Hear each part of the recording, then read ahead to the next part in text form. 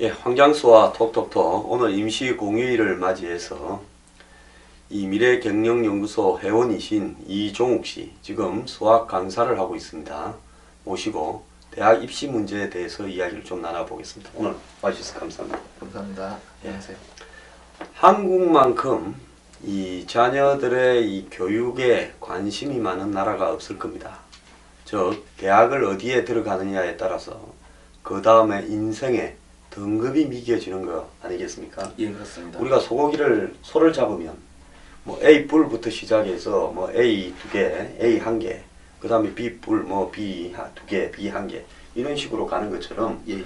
그냥 애들 어느 대학에 가는가에 따라서 거기에 또 어느 대학 어느 과에 가는가에 따라서 등급을 딱딱 매겨버리면 그 이후의 인생에 있어서 상당한 부분이 예. 그 대학 입학을 통보받는 그 순간에 정해지지 않겠습니까? 예, 그렇죠. 예, 근데 이 선생님 제가 이 선생님을 모시게 된 게 제가 이렇게 뉴스 브리핑을 하게 되면 이 선생님이 그 댓글을 가끔씩 다는데요. 예. 이 격자까지 딱 달아가지고 굉장히 사태의 본질을 아주 간단한 용어로 잘 설명을 해서 제가 저 이종욱 선생을 수배를 해서 오늘 이 자리에 모셔서 또 본인이 하고 계신 업이 지금 이 대학교를 가기 위해서 애들에게 수학을 가르치는 이런 역할을 하고 계시니까 일선에 있는 만큼 누구보다 잘 알 거다. 예. 이런 생각에서 모시게 됐습니다. 자, 오늘 이제 질문을 좀 해보겠습니다. 예. 지금 대학에 들어가는 방법이 제 이전에는 네. 제가 83학번 택인데 예. 제 이전에는 본고사하고 그 다음에 예비고사, 본고사 예. 두 개로 갔고요. 예. 저 때 전후로 한참은 이 학력고사로 갔고 예. 그 이후에 이제 수능으로 바뀌었는데 예. 2000년을 전후해서 그 이해찬 씨가 예. 그 교육부 장관을 하는 시대부터 예. 무슨 뭐 이 한 과목만 잘해도 대학 간다. 네. 또 대학의 자유라. 예. 뭐 온갖 명분을 다면서 대학에 가는 방법이 지금 3,500가지가 될 정도로 되어버렸는데 예. 최근에 이제 안철수 이 국민의당 대표까지 예. 대학의 자유라 이야기하면서 교육부 없애라 이야기가 나왔어요. 예. 예. 자, 오늘 한국의 입시는 네. 이렇게 복잡하고 어렵게 만들어 버림으로써 결국은 이게 예. 누구를 위해서 이렇게 만든 것인가 하는 부분에 단적으로 어떻게 이야기하겠습니까? 교육제도가 복잡해지는 가장 근본적인 이유는 사실은 민주화랑 좀 관련이 깊어요. 그러니까 권위주의 정부에서 이런저런 측면에서 각계각층의 민주화가 이루어지는 과정에 사실상 억눌려 왔던 다양한 요구들을 이제 그 표출을 시켰거든요. 대학교 요구는 아주 간단해요. 한마디로 하면 우리 대학에서는 내가 원하는 학생을 내 마음대로 뽑고 싶다. 이게 이제 대학교의 기본적인 속성이 그게 제일 원하는 바예요. 근데 그 황 소장님이 말씀하신 학력고사 체제 있잖아요. 그거는 이제 그 아주 단순한 체제고 그 체제의 본질은 결과적으로 학생이 대학을 선택하는 체제죠. 예, 그러니까 제 같은 경우에는 예. 사실은 고등학교 다닐 때 좀 빼딱해져 가지고 예. 술도 먹고 담배도 피고 네. 저 불량 학생들하고도 좀 놀았는데 예. 공부 바짝 좀 열심히 하니까 어쨌거나 뭐 서울에 왔어요. 예. 예. 근데 이제는 그런 일들이 영영 불가능해져 버렸는데 그렇죠. 그때는 제가 갔을 때는 내 점수가 몇 점인가 받지 않습니까? 예, 입시표를 갖고. 예. 예. 그럼 그 표를 가지고 어느 대학 좀 갈 수 있겠다를 생각해서 넣어요. 네. 그러면 이제 내가 경쟁률에 따라서 떨어지고 붙고는 명확하게 알 수가 있는 거죠. 예. 예. 그렇지 않습니까? 그렇죠. 근데 이제 요즘은 예. 이게 왜 떨어지고 왜 붙는지 예. 어떻게 뽑는지조차도 잘 모를 만큼 어렵게 만들어버리는데 누구 좋아라고 이렇게 만드는 거예요? 그러니까 한마디로 이제 황 소장님의 말씀은 예측 가능성이 없어졌다는 얘기예요. 예. 그러니까 그 수험생 본인이 이 정도 노력을 하고 이 정도 성과를 냈으면 합격에 대해서 어느 정도 예측을 할 수 있어야 되는데 지금 수시 체제는 말하자면 평가자의 재량에 전적으로 의존하는 체제고 뽑는 사람이 뽑아야지만 뽑히는 거예요. 그리고 이 뽑는 형식 자체가 상당히 정치적이거든요. 그러니까 학생의 계량적인 요소, 이를테면 뭐 수능이나 뭐 이런저런 내신이나, 그러니까 과거에 이제 교육학자들이 지금 수시체제로 들어올 때 이런 것들을 굉장히 비판하고 뭐 학생을 잔인하게 서열로 줄을 세운다는 이런저런 명목으로 계량하기 어려운 정성적 평가 요소, 예를 들면 리더십이니 무슨 뭐 봉사활동이니 뭐 이런저런 학생부 뭐. 그렇죠. 그러니까 정치적인 요소를 평가의 요소로 끌고 들어왔단 말이에요. 그러니 수험생 본인이 내가 이렇게 투자한 노력에 대해서 어느 정도 확실한 그 성과를 낼 수 있을지에 관한 예측 가능성이 거의 없는 입시 체제가 되어버렸죠. 자, 그러면 내가 어느 대학에 넣었는데 네. 그 대학의 복잡한 그 대학의 자율적인 입시 평가에 의해서 내가 떨어져 버렸어요. 예, 예. 내가 왜 떨어졌는지 설명해 달라면 대학이 설명해 줍니까? 예, 안 합니다. 그리고 그러니까 한마디로 지금 황 소장님의 말씀은 패배자가 절대로 승복을 못하는 체제이기 때문에 문제가 생기는 거고 반발이 심하고 이 제도에 대해서 전 국민적인 이제 수험생 거의 대부분이 이 제도에 관한 불신이 굉장히 큰 이유가 돼요. 제가 대학원에 갈 때 예, 학교 교수들이 다 저놈은 대학원에 들어오면 교수들 쫓아내려고 그럴 거다. 네, 이래서 다 반대했는데 예, 뭐 1등이 돼가 어쩌다 안 뽑을 수가 없어서 들어가게 됐어요. 예, 예, 그 뒤부터 이제 제가 하던 그 서울대 농업정책연구소라는 모임에, 연구회라는 모임에 들어오는 멤버들은 선생들이 무조건 떨어뜨려 버려요. 네, 성적을 안 보고. 그렇죠. 그래서 제가 소송을 냈어요. 네, 당시에 민변 소속 변호사를 사서. 예, 그래서 그 사람이 국회의원도 했습니다. 그리고 그 변호사를 사서 냈는데 대법원까지 갔어요. 예, 근데 대법관들이 뭐라는 줄 압니까? 이 대학교에, 대학원에 네, 어느 학생을 뽑고 안 뽑고 하는 부분에서 네. 우리는 교수들이 시험지 성적이 충분히 되었는데도 네. 성적은 안 보고 이름만 보고 탈락시켰다 이래서 시험지를 공개하라고 소송을 냈거든요. 예, 근데 시험지를 공개하는 것은 이 교수들의 재량과 재량이죠. 예, 학교의 재량에 있다고 서울대에서 직접 또 변호사를 선임해서 붙었는데 우리가 졌어요. 예. 지금 딱 그런 시간 아닙니까? 그렇죠. 예. 그러니까 뽑는 사람의 재량에 전적으로 의존하는 체제인 대단히 지극히 정치적인 체제이기 때문에 대학교에서는 이 체제를 굉장히 선호할 수밖에 없어. 절대 이 기득권을 포기하려고 하지 않습니다. 자, 그러면 우리 한국 사회의 가장 큰 문제가 예. 사회를 살아가는데 유전무죄, 그 다음에 유백무죄, 네. 그러니까 백이나 돈이 있어야 되고, 예. 그 다음에 이 구멍만큼, 이 바늘 구멍만큼이라도 예외가 인정되면 나중에는 그 바늘 구멍으로 황소가 지나다닐 만큼 예외가 커지고, 그렇죠. 이런 사회이기 때문에 한국에서만큼은 적어도 이 유돌이라고 부르는, 네. 융통성이라고 부르는 부분이 없이 적어도 입시같이 이렇게 신분을 정해서 등급을 매기는 것은 네. 굉장히 객관적이고 투명하고 네. 단순하고 심플해서 누구나 다 그걸 결과를 갖다가 예측 가능할 수 있도록 네. 승복할 수 있도록 해야 되는 게 정상 아닙니까? 그렇죠. 근데 이렇게 이런 체제가 되지 않고 이렇게 복잡한 입시를 만들어 버리는 데에 대해서 네. 왜 국민들은 수긍하고 있을까요? 아, 그거는 좀 제가 볼 때는 안타까운 이유인데요. 제가 이제 오늘 톡톡톡 여기 참여하기 전에 이 방송을 보시는 분 대다수는 사실 수능이니 입시에 이렇게 관여도가 높지 않은 상태일 거예요. 정치 분야 이런. 예, 그렇죠. 그러니까 시청자층은 이 문제에 관해서 아주 절박하신 분들이 뭐 덜어 있을 수 있지만, 그런 이제 자녀들이 이제 입시 그렇죠. 전후에 예. 뭐 고등학생 1, 2, 3학년을 둔 부모나 재수생 둔 부모 정도겠죠. 예, 제가 이제 요 그림을 한번 보여드릴 건데요. 이게 경제학이나 경영학에서 쓰는 관여도라는 개념이 있어요. 그러니까 어떤 사태나 물건에 관한 관심이 어떠냐를 이제 표시하는데, 이 관여도가 입시에 관해서는 12월 달에 정점에 찍겠죠. 네. 인생이 그때 결정 나니까. 그리고 시계열 추세로 봤을 때 아마 고3쯤에 제일 관심도가 높아질 거예요. 그런데 참 이게 아이러니컬하게도 12월에 대선이 같이 겹쳐 있거든요.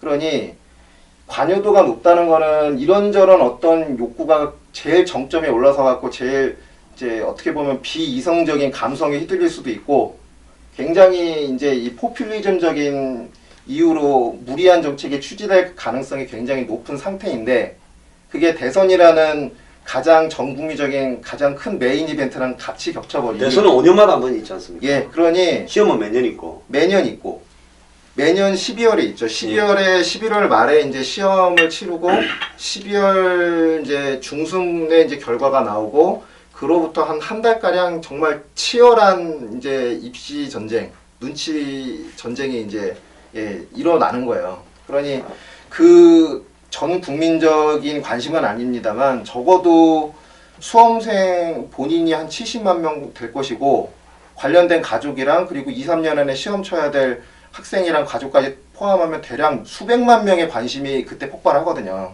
그러니 그때 폭발하는 관심을 어떻게 해서든 자기 쪽으로 유리하게 끌고 가기 위해서 무리하게 정책들을 남발하는 그런 그 경향들이 좀 있어요. 그래서 정권이 이렇게 바뀔 때마다 뭔가 이제 무리한 정책들이 이렇게 추진되면서 계속 문제를 악화시켜 가는 거죠.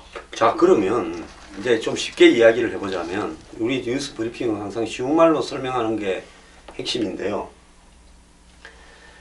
이 입시가 이렇게 인생을 정할 만큼 중요한 건데 예, 한국 사람들은 뭐 자식 교육 때문에 평생 산다. 또 어떤 사람은 뭐 미국까지 가서 기러기로 살면서 뭐 저런 이상한 사람이 있냐 네. 이런 소리까지 들으면서도 가족이 헤어져서 살기도 하잖아요. 예, 그런데도 이렇게 이런 공정하지도 투명하지도 않은 복잡한 형태에 왜 떨어졌는지 왜 붙었는지를 설명해주도 않는 입시를 갖다가 국민들이 촛불 시인이 길거리로 나가서 데모에서 뒤집어서 제도를 바꾸도록 하는지 못하게 하는 이유 중에 하나가 예, 국민들 다수 중에서 자녀들이 여기에 입시에 걸리는 사람들만 관심을 집중적으로 갖는다. 예, 첫 번째 그 이유고. 예, 두 번째 그 나머지 부분들은 또 거기에 따른 관심을 가졌다. 그것만 끝나버리면 관심이 없어진다. 예, 예, 뭐 성공한 사람도 있을 거고 실패한 사람도 있겠지만 그죠? 예. 자식 교육에. 예, 그 다음에 이제 정치인들은 이럴 때마다 이거에 이제 여기에 대해서 새로운 어떤 정책을 또 펴가지고 좋은 정책인 것처럼 위장을 해버린다. 예, 예.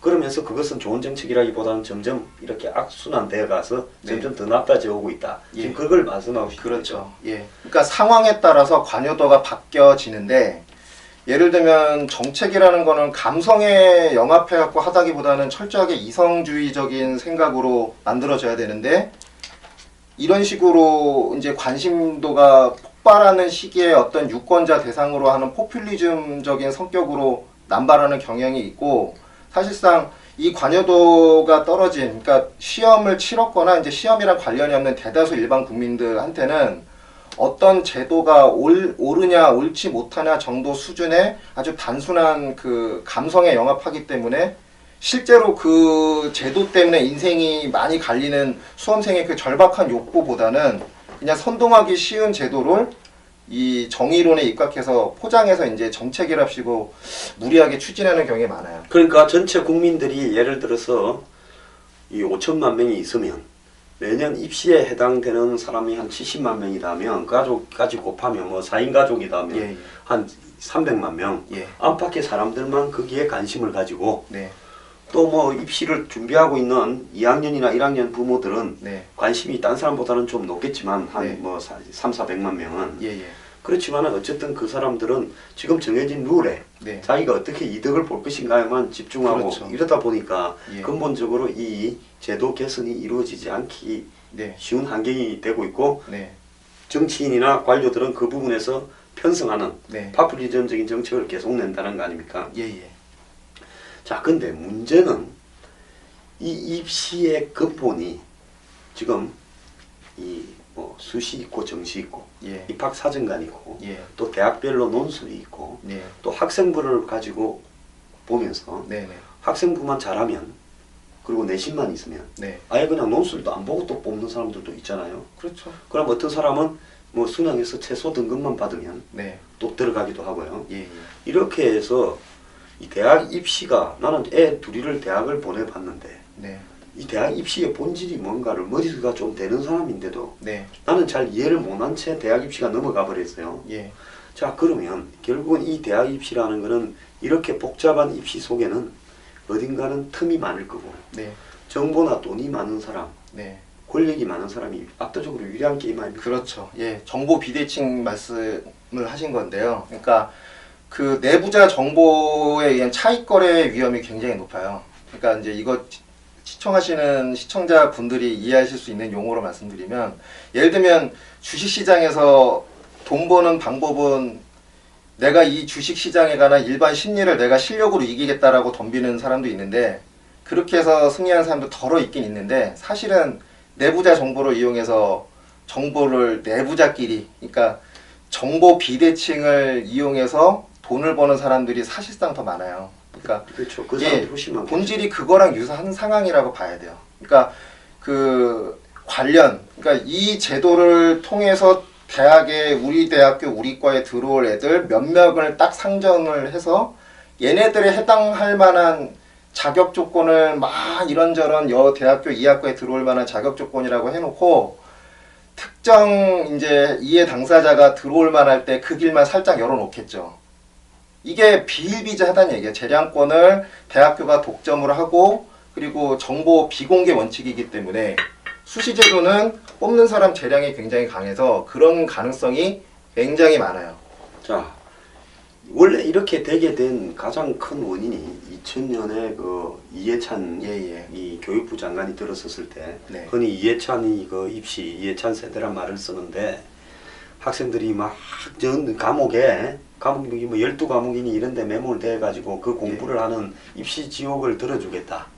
그래서 한 과목만 잘해도 대학 간다. 네. 그리고 학생들이 평소에 대학 이 고등학교에서 학교를 갔다가 충실하게 다녀야지. 네. 학교 생활을 예. 학교 생활을 충실하지 않고 입시만 이렇게 봐가지고 네. 입시에 이렇게 로또하는 식으로 대학 가는 건 옳지 않다. 네. 이러면서 이제 일이 시작됐고 그게 이제 하나 더 보탠 거는 뭔가 하면 농어촌과 도시에서는 교육 수준의 환경의 차이가 있는데 네. 농촌 학생도 대학에 가야 된다. 또 저소득층과 일반 국민들 간에는 저소득 학생들이 불리한데 예. 저소득 학생한테 예우를 해줘야 된다. 예. 대우를. 예. 그러니까 이 핸디캡을 줘야 된다. 예. 또 뭐 부모가 외국에서 살다 온 사람들을 자녀들한테는 뭐 핸디캡을 줘야 된다. 예. 이렇게 해서 인센티브를 좀 부여한다라는 거. 뭐 네. 농어촌 학생, 저소득 학생, 외국 학생. 예. 요거하고 아까 말한 예. 뭐 한 과목만 잘해도 예. 특기만 하나 있어도 대학 간다. 이런 것들이 뒤섞이면서 지금 점점 문을 열어제끼고 온 거 아닙니까? 그렇죠. 이 문제가 사실은 성 소장님이 두 가지를 같이 말씀하신 건데요. 예. 하나는 수시 제도를 말씀하신 거고 하나는 입학사정관 제도를 말씀하신 거예요. 예.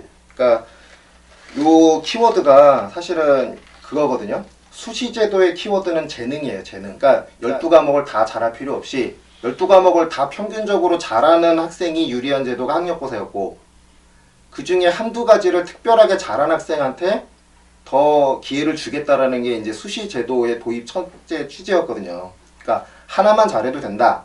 근데 이제 이게 그런 선의로 포장된 얘기긴 한데 실제로 적용될 때는 어떻게 들어가냐면 재능을 돈 주고 만들어낼 수 있는 유한계층이 압도적으로 유리합니다. 이 제도가. 예를 들면 영어 특기자. 미국에 3년만 데려다 놓고 영어 특기자 만들어서 대학교 갈 수 있다는 얘기예요. 수학에 투자하던가. 여기 이제 유한계급이라는 거는 상위 어퍼 예. 그 레저 클래스를 이야기하는 겁니다. 그렇죠. 그래서 그 이 재능을 갖다가 교육시킬 수 있는 한 가지를 압도적으로 교육시킬 수 있는 것은 그야말로 사교육 중에서도 특별한 네. 상류 사교육이 필요한 건데 그런 계층이 유리하다는 거죠. 예. 또 그러고 이런 거 보면 평가할 때 상을 받았잖아요. 어디 뭐 예. 전국에 있는 뭐 예, 콩콜 대니 무슨 대니 이런 데서 상을 받으면 대학에 가는데 압도적으로 유리하다는 거 아닙니까? 그렇죠. 예. 그러니까 재능을 돈 주고 사서 만들 수 있는 환경이 만들어진 거예요. 이제 12가지의 상식을 전반적으로 다 올리는 거를 돈 주고 만들려면 이거는 거의 힘든데 그거는 머리가 타고난 학생이고 그리고 천성이 성실한 학생이어야만 가능한 거예요. 그거는. 그 다음에 이제 또 하나 웃기는 거는 예. 옛날에는 절대평가로 네. 뭐 가난한 집에든 부잣집에든 농촌에 살든 도시에 살든 공고를 다니든 인문계를 다니든 똑같은 학력고사 점수를 갖고 평가하는데 네. 이제는 보면 예를 들어서 농촌 지역에 네. 뭐 농고를 다녔다. 네. 예? 예. 안 그러면 또 무슨 상고를 실업계 고등학교를 다녔다 지방에. 예. 이러면 대학에 들어가기가 네. 같은 조건 네. 똑같은 이렇게 뭡니까 예. 수능 점수를 받았더라도 월등히 유리한 게 또 있잖아요. 그렇죠. 예. 그게 이제 예를 들면 입학사정관의 도입 취지를 정치적으로 포장하고 그 선의를 이제 설명하기 위한 사례가 되는데 학생의 잠재력을 보고 뽑겠다라는 이 도입 초반의 취지 있잖아요. 그게 이명박 정권에서 이제 도입된 제도인데 그러니까 이제 이해찬이 열어놓은 거를 예, 기본적으로 확대해버렸죠. 이명박 정권에서 이제 확대해버린 거 아닙니까? 예, 그럼 본질을 어떻게 하면 간단하게 설명할 수 있냐면 재능 12개를 만들어내기가 어려우니 한두 개의 재능을 돈 주고 몰빵을 해서 재능으로 대학을 갈 수 있는 체제를 수시로 열어놨고 재능으로 포장하기에는 조금 재능이 아닌 다른 것들을 잠재력으로 포장해갖고 대학 가게 좋게 만들어놓은 제도가 입학사정관이에요. 근데 이 입학사정관이라는 제도가 우리나라에서는 굉장히 선한 동기를 들어왔다고 얘기를 하고 실제 사례도 그런 사례가 말씀하신 대로 있어요.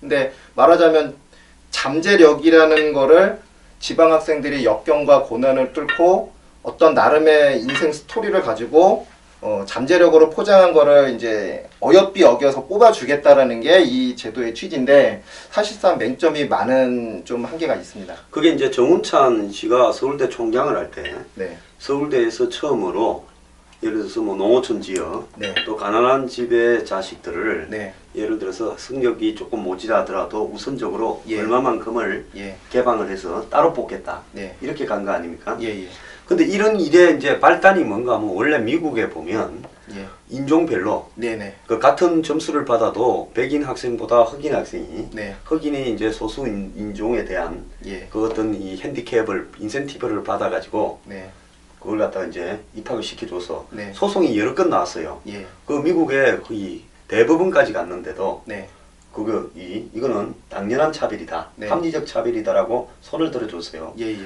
그래서 이제 미국의 뭐 노동자 자녀, 그 다음에 이제 흑인 자녀 이런 사람들이 뭡니까 아이비리그 대학에 가게 되는 예, 동기들을 제공해 주면서 기회의 나라인 것처럼 보여주는 한편에 네, 또 이런 사람들한테 장학금을 주고 해서 아이비리그에 이렇게 비싼 사립대학을 올 수 있게 하는 기회 제공의 돈은 네, 부잣집 자녀들이 기부금 입학을 해서 네, 그 돈을 제공한다. 그렇죠. 또 그런 명목으로 그 대학을 유지시키는 비용을 내기 때문에 일부는 아주 적은 돈이나 공짜로 대학에 올 수 있다. 이렇게 만드는 거 아닙니까? 그렇죠. 근데 지금 한국에 이렇게 대학교 입시를 만드는 이면에는 네, 결국은 이런 대학에 들어오는 뒷골목, 뒷구멍들을 갖다가 굉장히 많이 늘려가지고 이렇게 하려고 하는 의도가 포함된 거 아니겠어요? 그렇죠. 그게 포함이 됐는데 지금 이제 황 소장님이 말씀하시는 거는 어퍼머티브 액션이라고 해서 소수자 우대 정책이라는 게 아주 제도화되어 있는 그 체제가 있어요, 미국에는.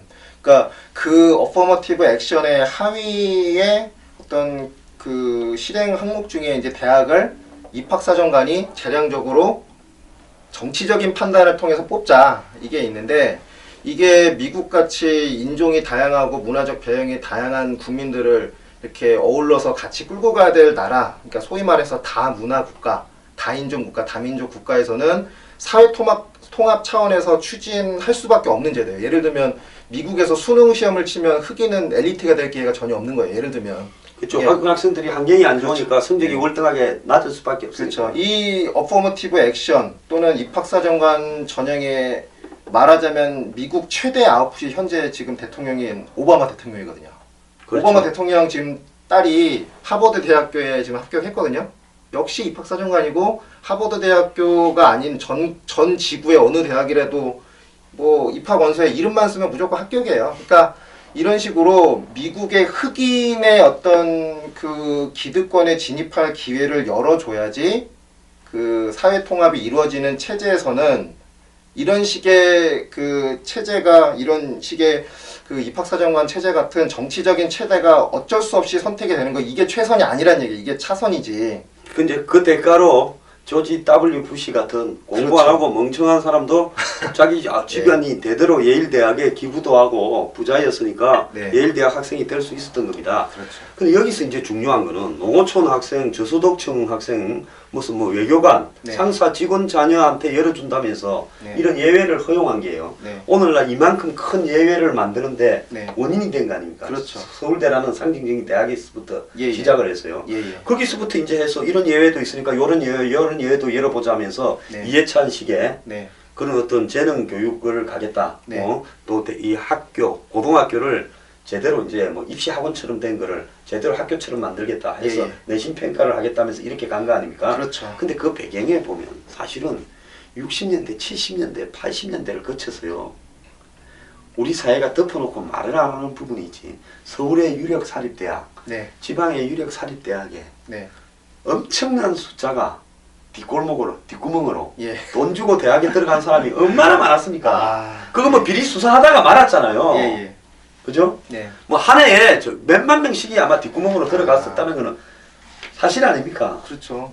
그러니까 대학교라는 게 신분 상승의 거의 유일한 통로로 작용하던 때, 물론 지금도 물론 마찬가지인데 신분 상승의 통로이자 기득권의 어떤 지위 세습에 유리한 통로이기 때문에 그런 식으로 악용하는 사례가 많았고, 그런 거를 이제 일거에 이제 일소했던 게 과거 전두환 정권의 과외도 금지하고 대학 입시는 학력고사를 일원화를 시켜서 아예 원천적으로 그런 부작용을 아예 원천적으로 막아버렸던 체제가 있었죠. 그러니까 전두환 대통령이 그 이전에 수시 무엇은 그 뭡니까 이 예비고사 본고사 할 때 네. 그때 이렇게 들어가는 그 부분은 그때도 교육부도 있고 감시도 있었을 건데 네. 6, 70년대도 엄청나게 들어가. 지금 대선 후보 하겠다는 사람들 중에 제가 알고 있어요. 어떤 사람들은 그때 저거 집 아버지가 재벌이라서 뒷구멍으로 들어가 갖고 네. 뭐 이 졸업장 산 사람들 엄청 많아요. 예. 그런데 그때 제가 알고 있는 어떤 분이요, 유명 사립대학의 총장의 오른팔 역할을 했는데 네. 그분이 실토하기를 자기가 6, 70년대에 뒷구멍으로 넣어준 사람이 수천 명이다라고 실토를 했어요. 서울의 유명 사립대학인데도요. 예. 그렇다 그러면 그렇게 뒷구멍으로 들어올 때 그렇게 점수를 갖고 들어올 때도 그렇게 본고사나 이런 부분 갖고 장난을 치지 않았겠습니까? 예. 근데 전두환 대통령이 만든 학력고사라는 단순한 제도는 네. 그야말로 대학이 관여할 수 있는 여지를 없애버림으로써 없애버렸죠. 공정하고 공평하게 할 수 있는 그런 어떤 토대를 갖다가 만드는 부분에 네. 엄청나게 기여했던 거 아닙니까? 그렇죠. 그러니까 우리나라 입시 역사상 거의 전무후무할 정도로 수요자 중심의 입시 체제였던 게 전두환 정권의 학력고사였습니다. 지금은 공급자가 일방적으로 결정하는 체제예요. 그러니까 우리나라에서 지금 현재 수시랑 정시라고 해서 두 가지를 지금 혼용해서 쓰는데, 정시 같은 경우는 수험생 본인이 대학을 선택하는 구조고 수시는 대학교가 학생을 선택하는 구조인데, 지금 날이 갈수록 수시 비중이 올라가고 서울대도 거의 80%를 수시로 뽑겠다는 얘기예요. 나중에 100%까지 갈지도 모르죠.